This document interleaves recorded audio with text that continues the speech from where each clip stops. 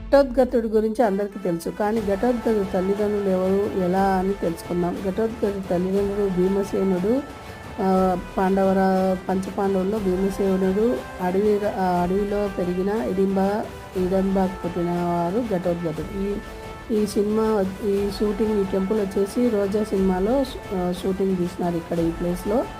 గుర్తుంటారని మీకు చెప్తున్నా. ఇడింబా టెంపుల్, ఈ టెంపుల్ వచ్చేసి ఇడింబాదేవి టెంపుల్. ఇడింబా ఎవరు? ఇడింబా అడవిలో పెరిగిన ఒక రాక్షస జాతికి చెందిన ఒక ఇడింబుడు అనే రాక్షసుడి చెల్లెలు. అలాంటి చెల్లెలు ఇడింబ. ఆ చెల్లెలు ఈ భీమసేను ప్రేమించి పెళ్లి చేసుకొని ఘటోత్కచుడికి జన్మనిచ్చింది.